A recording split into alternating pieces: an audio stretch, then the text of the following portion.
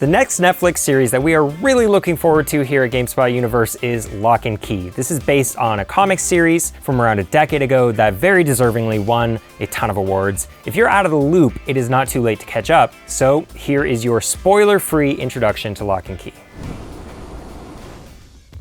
Locke and Key was written by Joseph Hillstrom King, who you might not know, at least not by that name, but you may have seen him in the 1982 horror classic Creepshow.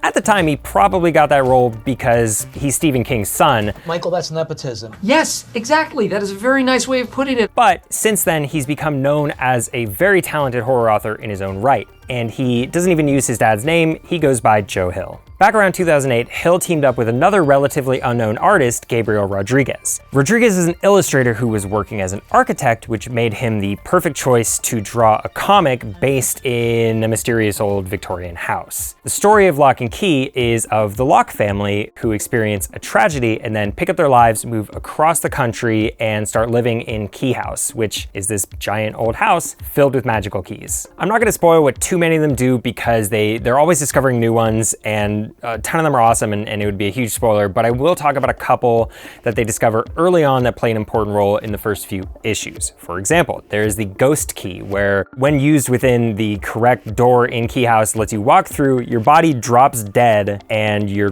spirit flies away, and you can teleport all around, you can spy on people, which is pretty useful for certain things.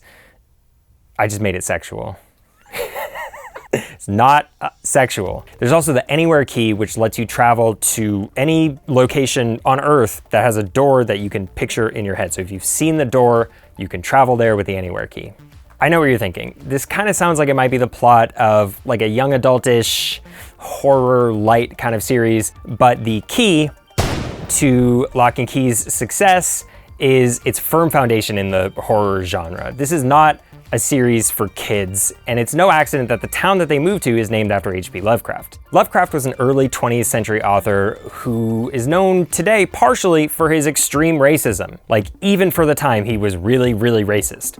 But Lovecraft also came up with a bunch of things that we still see used all the time in pop culture today, like across the board: horror, fantasy, sci-fi, all the stuff we care about, like Cthulhu, the Necronomicon. If you've seen Evil Dead, you know what I'm talking about. These comics are dark, they are disturbing, they're filled with extreme depravity and violence, otherworldly demons, sights that are so horrifying that just glimpsing them melts your brain, which is the most Lovecraftian thing that exists. One of the reasons Locke and Key works so well, and I love it so much, is that it's not just about that horror though. There's a really compelling story here about three kids who are just trying to cope with the trauma of this tragedy that's happened to them. The oldest Locke sibling is Tyler, who blames himself for his father's death for reasons that are revealed throughout the series. Kinsey is in the middle. She's like this rebellious girl, and her overarching plot kind of involves using certain keys to transform herself in ways that I won't spoil, but they are not healthy. The youngest Locke sibling is Bode, who I definitely used to think was called Bode when I read the comics, but have since learned that is not a name. His name is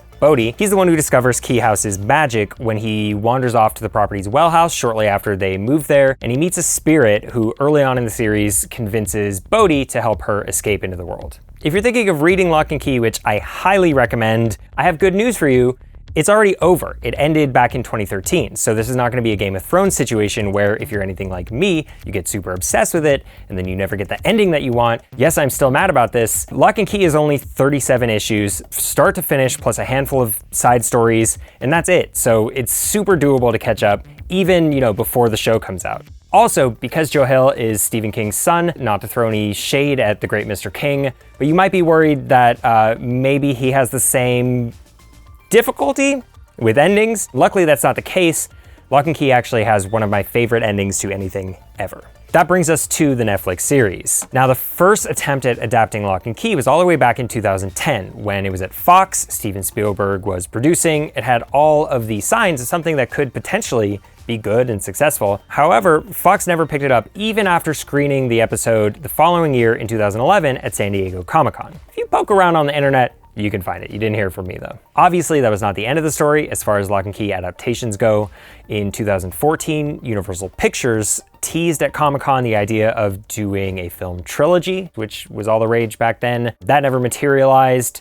In 2015, Locke and Key did get adapted, but not to the screen. They turned it into a 13-hour-long, star-studded audio drama. Seriously, go look at the cast. It's pretty crazy. Anyway, that brings us to 2017, when Hulu began production on their version. They got pretty far in it, shot the pilot, I think, and then they dropped it too. And that's when it wound up at Netflix. However, the version that we're getting on Netflix is definitely not the Hulu version. Netflix went back to the drawing board. They recast everybody in the entire show except for Bode, and that is the version that we are about to get finally. Now that this is finally happening, the one question that remains to me is whether this show will live up to the comics, which I hold near and dear to my heart, and I really hope so. The show is out February 7 on Netflix, and we'll have a review for you eventually. Until then, keep it tuned to GameSpot for more breakdowns and reviews of the things that you love and or will love in the future, like hopefully Locke and Key. Thanks.